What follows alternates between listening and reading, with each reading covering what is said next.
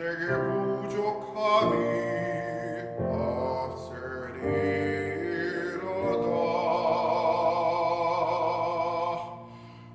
여호와는 나의 목자시니 내게 부족함이 없으리로다.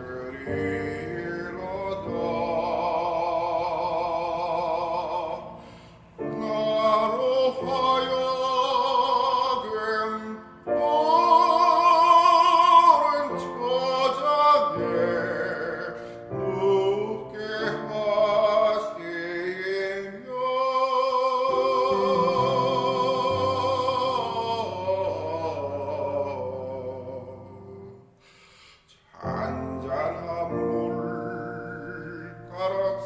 잔잔한 물가로 인도하시도다.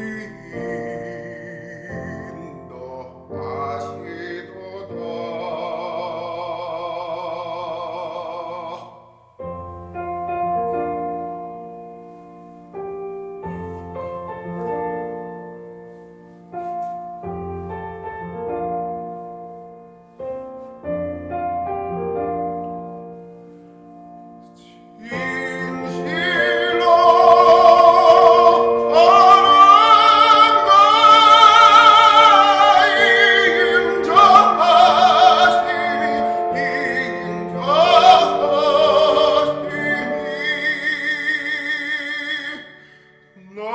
나의 사는 날까지 나를 따르리니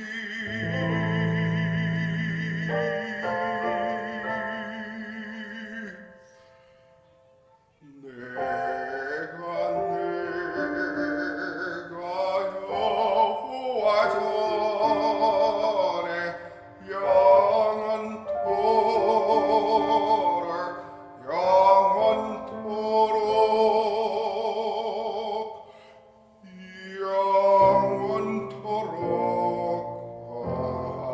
하리로다.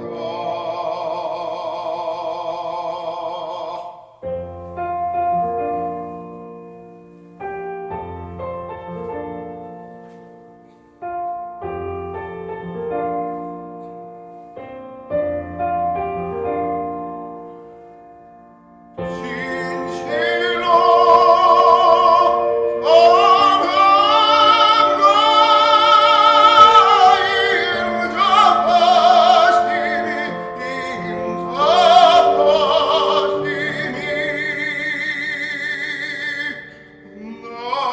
나의 사는 날까지 나를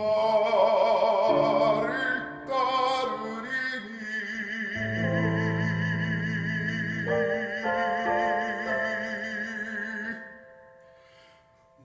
내가 여호와 전에 영원토록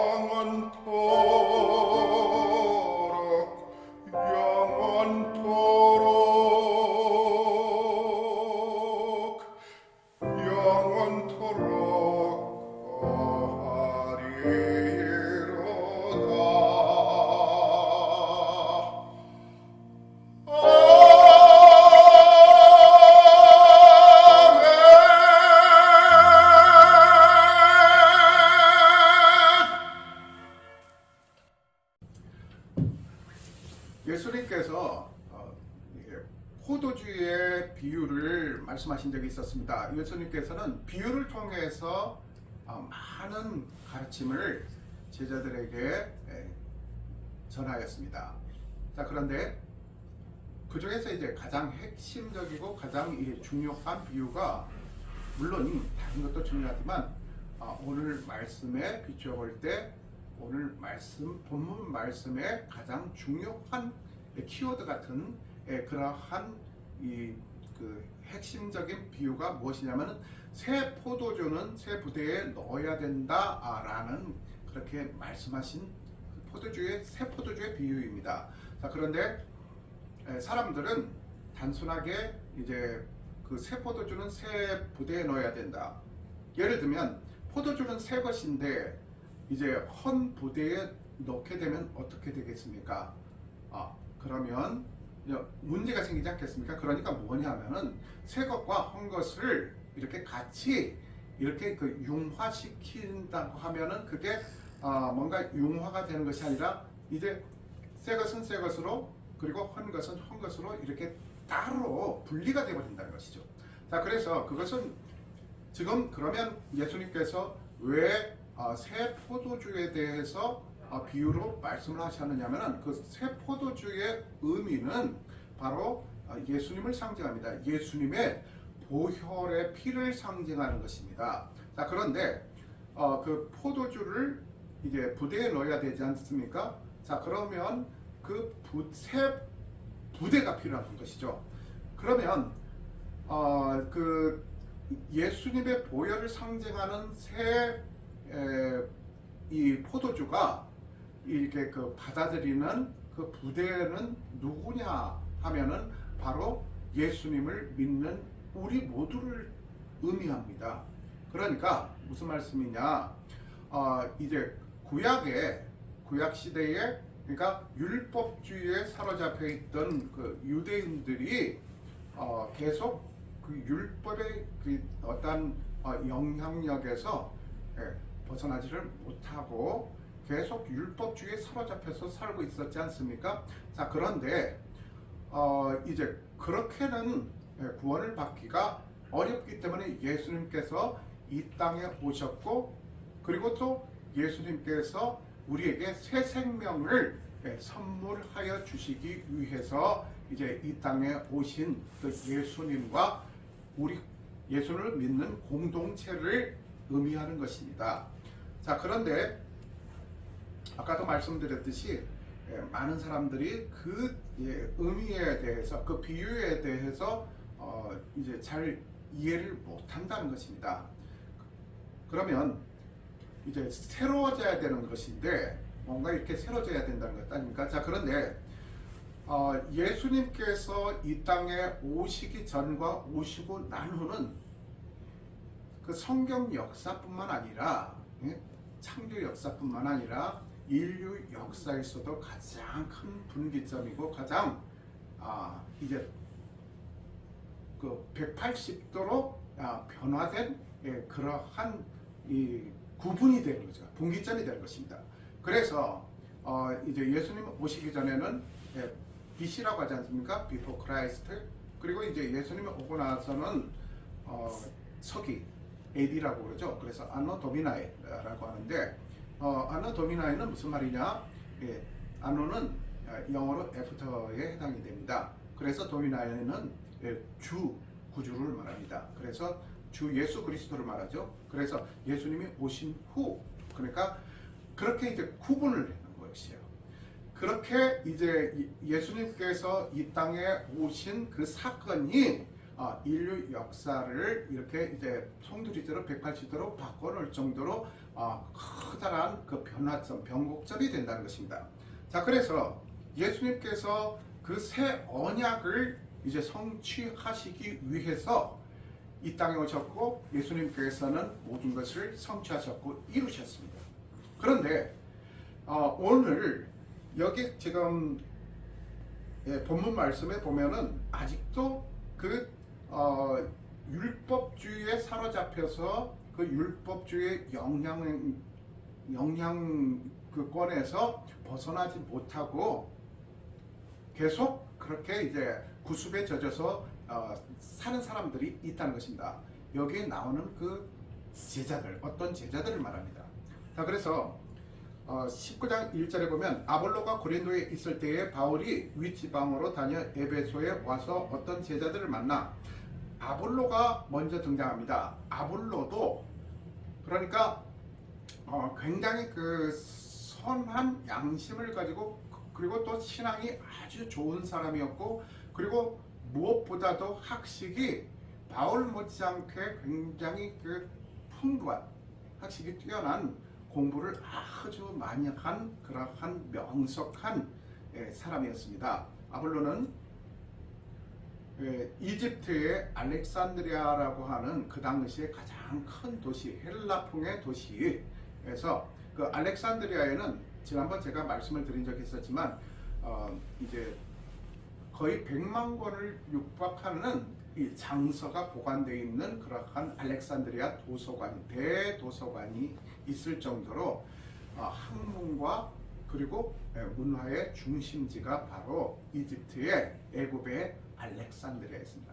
그래서 지중해를 이렇게 둘러싸고 세 아주 이제 영향력 있는 그러한 대도시들이 있었는데 아까 말씀드린 알렉산드리아와 그리고 이제 우리가 잘 아는 수리아의 안디옥 그리고 오늘 여기에 지금 본문에 등장하는 소아시아의 그러니까 지금의 터키 지방이죠. 튀르키예 그 소아시아의 수도 역할을 담당하고 있었던 에베소 이 세 도시가 이 지중해의 중심 세 도시 3대 도시였습니다.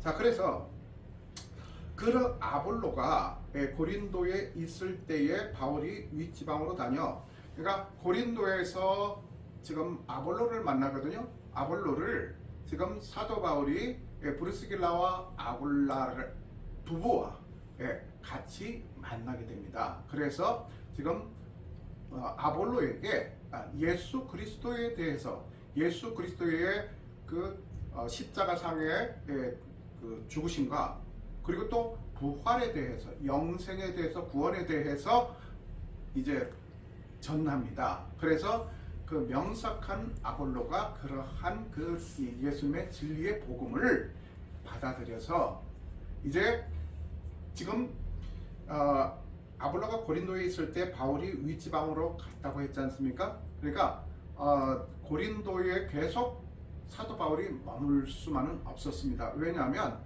땅끝까지 이르러 복음을 전해야 되는데 그렇지 않습니까? 그런데 이제 고린도라는 도시에 계속 머물러 있을 수가 없었기 때문에 이제 굉장히 이제 좀 난처한 상황이었죠. 그런데 그 아볼로라는 사람이 옴으로 인해서 신앙도 아주 좋고 인격적으로도 아주 다른 사람들보다도 훨씬 우위에 있는 그러한 이제 믿음의 그 사역자였습니다. 그에게 지금 고린도를 맡겨놓고서 지금 윗지방으로 다녀 에베소에 왔다고 했습니다. 자, 에베소를 그러니까 고린도에서 바로 건너간 것이 아니라 그 고린도까지 가서 이제 2차 전도 여행을 이제 거기에서 종지부를 짓고 다시 그 3차 전도 여행을 에베소를 통해야 저기 그 안디옥 베이스 캠프 역할을 하는 그 안디옥으로 돌아와서 다시 재정비해서 선교 여행을 떠나서 에베소에 당도하게 됩니다. 에베소는 어떤 곳이냐? 아까 말씀드렸듯이 그 당시에 이제 이 지중해에서 굉장히 영향력을 행사하는 그런 도시였습니다. 그리고 이 소아시아의 수도 역할을 감당할 정도로 정치적으로, 행정적으로, 그리고 또 상업적으로 굉장히 융성한 아주 발전된 그러한 대도시였습니다. 그 당시에 에베소 인구가 25만을 육박하는 그러한 아주 큰 도시였죠. 자, 그런데 지금 그 에베소에 왜 이제 서둘러서 그쪽으로 지금 그 사도 바울이 갔느냐 하면은 에베소에는 그 아르테미스라는 여신 신전이 있었습니다. 지난번 잠깐 제가 아르테미스 여신에 대해서 말씀을 전한 적이 있었습니다만은 그 아르테미스 신전에는 상주하는 약 1000명의 여사제들이 있었어요. 그래서 그 사제들이 어떤 역할을 했었냐면은 지난번 제가 잠깐 말씀드렸지만 굉장히 이제 그 신전으로 찾아오는 그 뭇 남성들에게 몸을 팔고 그리고 이제 이 여사제와 그러한 이 관계를 갖게 되면은 이제 죄가 마치 사해지는 것처럼, 그래서 이제 그 뭔가 이렇게 복채를, 예, 돈을 이렇게 많이 이렇게 이제 갖다 바치고 그렇게 해서 많은 사람들이 그 신전을 찾을 정도로 이제 그 지역에서 가장 큰 여신 아르테미스 신전이 있었다는 것입니다. 그래서 거기 소아시아 쪽의 사람들만 그쪽으로 몰려드는 것이 아니라 각 그 근처에 근방에 있는 또 변방에 있는, 예, 거기서 거주하는 사람들이, 예, 그쪽으로 마치 순례를 하듯이 그쪽으로 에베소로 찾아든다는 것입니다. 그러니까 거의 매일 그 축제가 열리고, 예, 그렇게 그 축제가 열린다는 것은 무엇입니까? 돈을 많이 거기서, 예, 쓴다는 것 아닙니까? 그렇다 보니까 상업이 발달할 수밖에 없었다는 것입니다. 자, 그래서 상업적으로는 발달을 했는데, 그런데 도시가 굉장히 문란하고 굉장히 태폐적인, 예, 그런 도시였다는 것입니다. 그러한 타락한 도시의 그 영혼들을 구하기 위해서 사도 바울이, 예, 그 에베소에 당도한다는 것입니다. 그래서 그 에베소 교회를 또 세우지 않습니까? 자, 그런데 에베소에 그 또 3년을 에베소에서 바울이 사역을 합니다. 그 에베소에서 이제 사역하는 동안 그 고린도 교회가 굉장히 뭔가 이제 분란이 일어나고 또, 예, 문제가 많이 발생한다는 그런 소식을 에베소에서 듣게 됩니다. 그래서 그 고린도 교회에 있는 신도들에게 권면을 하고 신앙적으로, 그리고 또, 예, 그들을 말씀으로, 복음으로, 하나님 말씀으로, 예수님의 그 복음으로, 예, 그들에게 권면하기 위해서 또, 예, 편지를 여러 번 쓰게 됩니다. 그것이 바로 고린도전서입니다. 그리고 또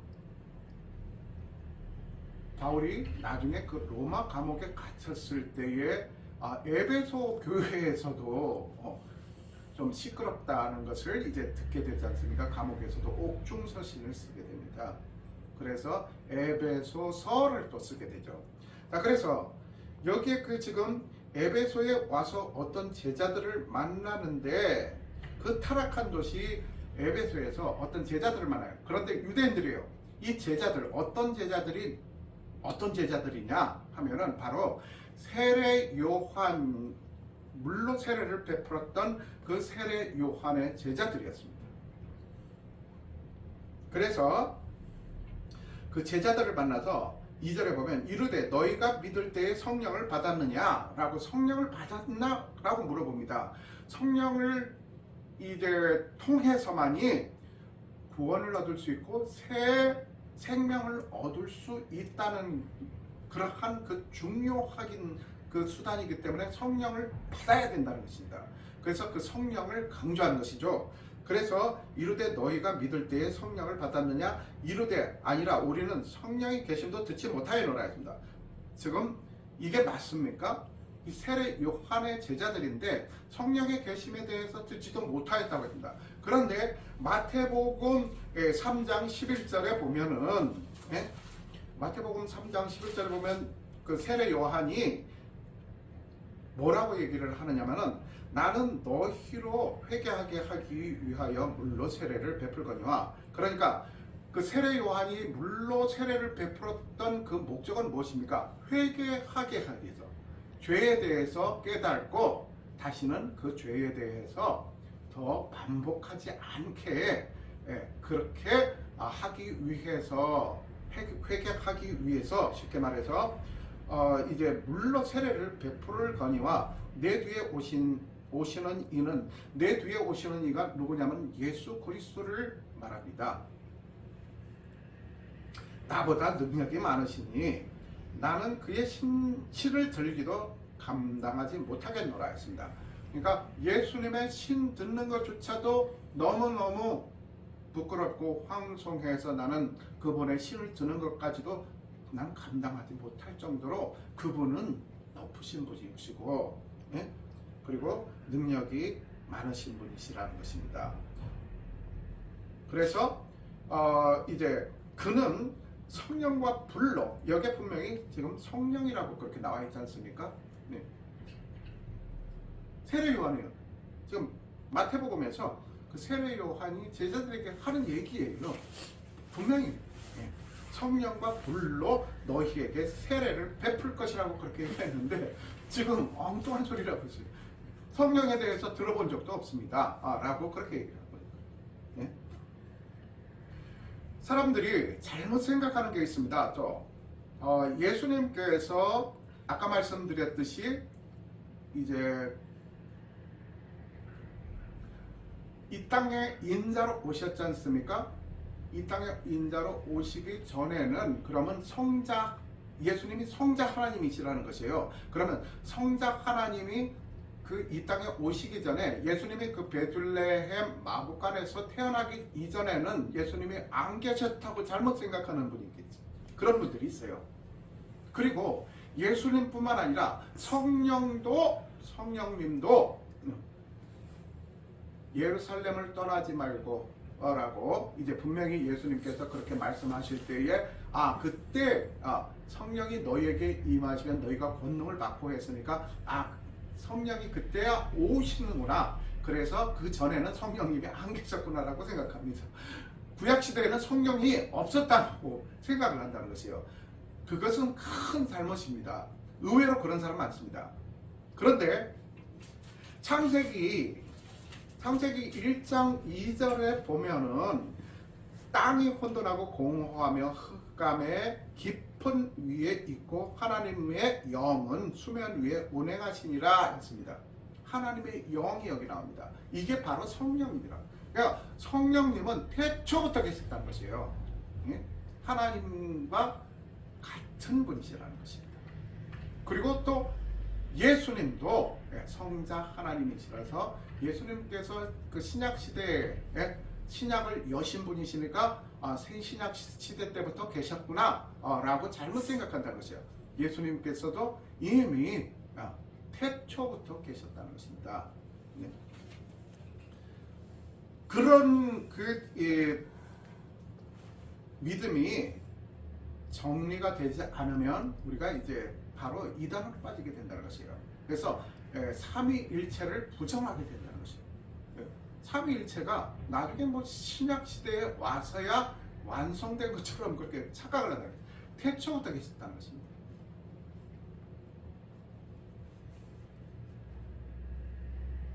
그래서 예배하는 자가 신령과 진정으로 예배를 드리라고 했고, 지금 다윗은 그 시편을 통해서 내가 영으로 예배할지니라고 그렇게 영으로, 거기서 영이 무엇이냐면은 영혼을 말하는 것이 아니라 성령님을 말하는 것입니다. 그러니까 우리의 영혼이 그 성령님이, 그러니까 성령님이 우리 안에 들어오셨을 때에 우리가 영으로 노래를 할 수 있다는 것입니다. 자, 그래서 이 성령의 계신도 듣지 못하였노라 했습니다. 바울이 이르되 그러면 너희가 무슨 세례를 받았느냐 대답하되 요한의 세례니라. 딱 거기까지가 한계인 거예요. 요한의 제자들이. 그래서 바울이 이르되 요한의 회개의 세례를 베풀며 백성에게 말하되 내 뒤에 오시는 이를 믿으라 하였으니 이는 곧 예수라 하거늘. 그러니까 아까 마태복음 3장 11절에 내 뒤에 오시는 이는 능력이 더 크고 많으신 분이라고 그렇게, 나는 그분의 신 들기조차도 감당치 못할 정도로 그분은 아주 뛰어난 분이시라는 것을 그렇게 분명히 들었지 않습니까? 그래서 그러한 내용에 대해서 그 사도 바울이 지금 이제 사도행전 19장 오늘 본문 말씀 이 4절에 보면은 한 구절로 그렇게 나와 있어요. 지금 이게 압축돼 있어서 내용이 이제 아주 이렇게 좀 광범위하게 이렇게 표현이 안 돼 있지만, 그러니까 예수 그리스도에 대해서, 예수 그리스도의 존재에 대해서, 그리고 예수 그리스도께서 십자가상에서 피 흘려 돌아가신 그 사건에 대해서, 그리고 부활과 영생에 대해서 이제 전했다는 것입니다. 그러니까 그때 전한다는 것은 무엇입니까? 그 전에는 그러한 내용들을 알지를 못했다는 것입니다. 그래서 그들이 듣고 그제서야 그 사도 바울이 전하는 그 내용을 듣고서 주 예수의 이름으로 그때야 또 세례를 받았다는 것입니다. 그래서 그 예수님의 세례라는 것은 무엇이냐면은 거듭남, 그리고 새 생명을 얻는다는 것입니다. 그리고 또 이제 아까 말씀드렸듯이 그 성령에 대해서 무지했다는 것입니다. 네. 교회를 세우고, 그리고 또 교회를 존속시키기 위해서 사역하시는 그 성령님의 그 존재, 임재에 대해서는 이 제자들이 무지했다는 것입니다. 그런데 그 제자들이 몇 명이냐면은 12명쯤 됐다는 것입니다. 12명은 완벽한 숫자를 말하는 것이고, 이제 그 완벽한 숫자는 무엇이냐? 이제 그 교회 공동체를 말하는 것입니다. 그러니까 예수님께서도 12제자를 데리고 사역하시지 않습니까? 그리고 이제 오순절 마가의 다락방에서도 성령님이 임하실 때 그때 그 수가 몇이었습니까? 120성도였다는 거죠. 지금 여기서 지금 12명이라는 것입니다. 그러니까 그 오순절 마가의 다락방에 임했던 그 성령 역사, 그 사건, 그 내용과 아주 유사한 그러한 광경이 지금 벌어진다는 것입니다. 그래서 바울이 그들에게 안수하며 성령이 그들에게 임하심으로 방언도 하고 예언도 하니, 그러니까 바울이 이제 그들에게, 그 제자들에게 안수하니까 성령이 그들에게 임하셨다는 것입니다. 그래서 그 방언도 하고 예언도 했다는 것입니다.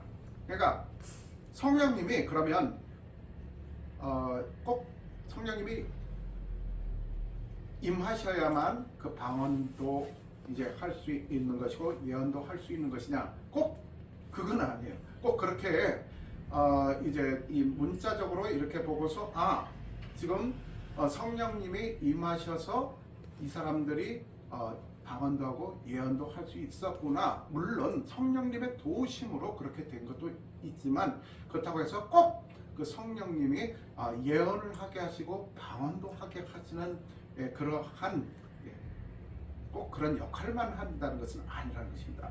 그 이외에 얼마나 그 성령님이 하시는 역할이 많습니까? 사역이 많습니까? 그래서 이제 그 7절에 보면 모두 12사람쯤 되니라 했습니다. 그런데 지금 여기서 우리가 이제 눈여겨봐야 될 것은 무엇이냐면은, 우리가 그 교회에 대해서 지금 이제 정확하게 우리가 이해를 해야 된다는 것입니다. 그러니까 예수님께서 부활하시기 전에 제자들에게 너희는 예루살렘을 떠나지 말고 성령이 이제 너희들에게 나중에 임하실 건데, 성령이 임하시면 너희가 권능을 받고 라고 그렇게 말씀을 했지 않습니까? 그래서 예루살렘을 떠나지 말라는 것은 물론 그 당시 정치적인 그리고 분위기상 이제 그 예루살렘을 떠나서 이렇게 그 어디 돌아다니고 그렇게 하다 보면 지금 예수님의 십자가상에서 처형되었던 그러한 그 사건도 있었는데, 지금 이 헤롯이라든가 그리고 이제 대제사장 가야바라든가 이런 사람들이 지금 뭡니까? 벼르고 있었다는 것입니다. 그러니까 이 제자들을 지금 예수 그리스도를 처형했으니까 이제는 그 남은 제자들도 어떻게 이제 좀 그걸 해야 된다, 정리를 해야 된다라고 그렇게 이제 생각을 하고 있었겠죠. 자, 그래서 이제 그러한 문제도 있었지만 가장 중요한 것은 같이, 그러니까 너희들이 이제 그 성령을 받고서 합심해서 이제 같이 이제 기도를 하라는 것입니다. 기도를 하고 또 서로 나누라는 것입니다. 신앙에 대해서도 나누고, 서로 이제 갖고 있는 물질에 대해서도 나누고, 그것이 무엇이냐면은 코이노니아이면서, 그러니까 이제 에클레시아라고 합니까? 자, 그래서 교회라는 것이죠. 그래서 그 교회의 의미가 지금 그 교회 건물을 말하는 것이 아니라 그 믿음의 공동체를 말하는 것입니다. 그 믿음의 공동체 안에서 서로 사랑하고, 그러니까 무엇입니까? 예수님께서 우리를 사랑하셔서 아무런 대가 없이 우리에게 그 구원을 선물로 주셨지 않습니까? 우리를 사랑하시기 때문에, 그렇기 때문에, 그러니까 하나님께서 우리를 사랑하시기 때문에 그러한 은혜를 우리가 받았지 않습니까? 자, 그러면 우리가 그것을 이제 받은 것으로 끝나는 것이 아니라 서로 그 사랑을 나누라는 거지. 그러니까 가족, 그리고 교회, 그리고 더 나아가서 세상으로 나가서 그리스도의 사랑을 전해서 빛과 소금의 역할을 감당할 수 있어야 된다는 것이죠. 그래서 지금 여기서 지금 말씀하신 그 내용이 바로 그런 것이라는 것이다. 자, 그래서 이제 그 교회의 중요성에 대해서, 그리고 또 그 교회의 그 존재에 대해서, 또 성령님이 그럼 교회만 와서 계시느냐? 그건 아니죠. 물론 우리 마음이, 그리고 우리 우리 몸 안에 주님의 성전이 임하기 때문에, 주님의 성전이 임하는 곳은, 교회가 있는 곳은 성령님이 어디든 오신다는 것입니다. 다가오신다는 것입니다. 그래서 그러한 성령님이 우리와 함께 할 때에 우리가 예수님의 가르침대로 큰 권능을 얻게 되는 것이고, 그리고 또 그 권능을 가지고서 우리가 이 능력을 자랑만 하는 것이 아니라 그 권능을 가지고서 그 선한 영향력을, 그리스도의 사랑을 사람들에게 베풀 수 있어야 된다는 것입니다. 자, 그래서 아까 말씀드렸듯이 구약 시대에는 이전의 언약, 옛 언약을 의미한다면, 예수님께서 이 땅에 오시고 나면서부터는 새 언약이 이루어지고 성취가 되어졌다는 것입니다. 그래서 우리가 이제 새 하늘과 새 땅이라는 그러한 잘못된 그런 인식도 우리가 바꿀 필요가 있습니다.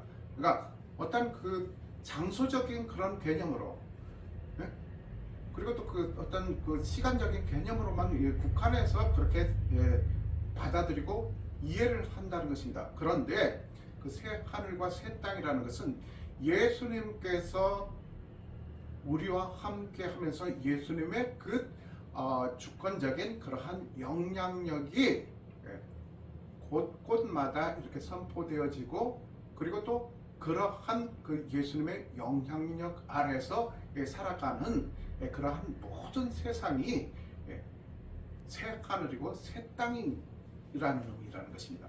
그래서 우리는 이제는 그렇게 어떠한 그 가시적으로 이렇게 보이는 그러한 형태를, 그것을 이렇게 중요하게 여기는 것보다도, 그러니까 우리 눈에는 보이지 않더라도 우리와 함께 성령님으로 오셔서 함께 하시는 주님을 우리와 함께 우리 삶 가운데 모심으로 말미암아 그 주님께서 주시는 그러한 권능과 그러한 능력으로 우리는 많은 사람들에게 주님의 그러한 명령하신 그 사명을 우리가 잘 감당하는데 사용되어져야 된다는 것입니다. 그래서 주님께서 우리와 함께 하시고 그리고 우리와 함께 하시는 그 성령님의 도우심으로 말미암아 우리가 이 땅에 살아가면서 우리에게 주님께서 명령하신 그러한 이 사명을 우리가 감당할 수 있다는 그러한 믿음으로 우리가 오늘 선포되어진 이 말씀을 우리가 잘 생각하면서 이제 새해가 시작되었는데 앞으로 이 한 해가 정말 이 말씀대로 우리 삶 가운데에 새로운 언약이 되어지고 그리고 또 새로운 하늘이 되어지고 새로운 땅이 되어지는 이루어지는 그러한 은혜롭고 아름다운 주님의